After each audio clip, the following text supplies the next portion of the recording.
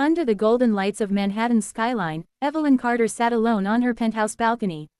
Once a celebrated hostess at elite gatherings, she was now a lonely widow in America, bound by memories of a man she loved deeply, and the emptiness he left behind. Her husband, Richard Carter, a respected architect, had been her world. They had built a life together filled with travel, laughter, and late-night champagne toasts.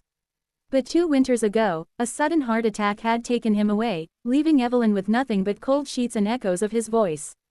Evelyn was not the kind of woman to fade into the background. At 42, she was breathtaking, deep brown eyes that held secrets, a graceful figure, and an elegance that drew glances wherever she went. But inside, there was a storm of longing, not just for love, but for the touch, the intimacy, the warmth she had once known. It was at a charity gala when she met Daniel Hayes, a 30-year-old artist with an easy smile and restless energy. He had heard whispers about her, the mysterious, passionate widow whose beauty made men nervous. Their first conversation was electric. He spoke to her not as a grieving woman, but as if she were a flame that had never gone out. Over glasses of red wine, he asked, "Do you ever feel like you're living someone else's life?" She laughed softly, the sound surprising even herself.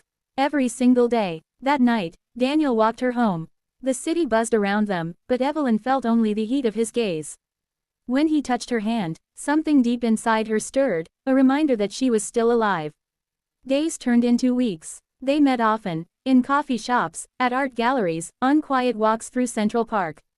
Daniel was nothing like Richard. He was wild, unpredictable, and full of desire. He painted her as if she were the only muse in the world. But Evelyn battled herself. She had been raised in a world where appearances mattered. A young man in her life would start rumors. Still, when Daniel brushed a strand of hair from her face, the ache in her chest grew unbearable. At night, she would sit by the fireplace, remembering the way Richard used to kiss her.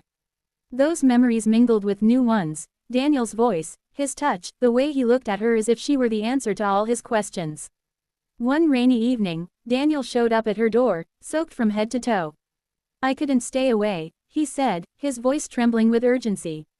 Evelyn's heart pounded. She knew that if she let him in, there would be no turning back. She tried to speak, to push him away, but when his fingers intertwined with hers, the years of loneliness broke her resolve. They spent hours talking, about love, loss, and the fear of living half a life. The candles flickered, the rain tapped against the glass, and the walls between them finally collapsed. In the days that followed, Evelyn felt both alive and terrified. She was no longer the quiet widow hidden in the shadows. She was a woman rediscovering herself. But the whispers began, friends hinting at inappropriate choices, former acquaintances giving her cold stares.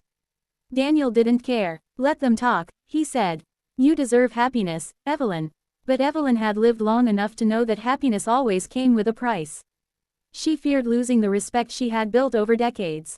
More than that, she feared losing Daniel to the recklessness of his youth.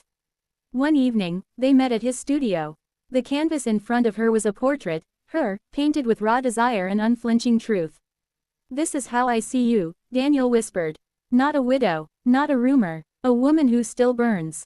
Tears filled her eyes. She realized then that she had a choice, to live in the memory of a love long gone, or to embrace the fire still inside her. Evelyn kissed him, not out of desperation, but with the certainty that life was too short for regrets. Months later, Evelyn walked through the city streets, no longer afraid of stares or whispers.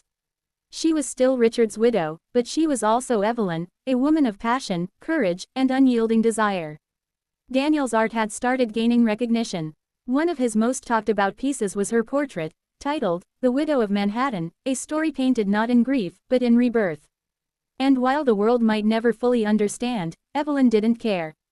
She had learned that in America, where everyone tells you how to live, the most rebellious act is to live for yourself.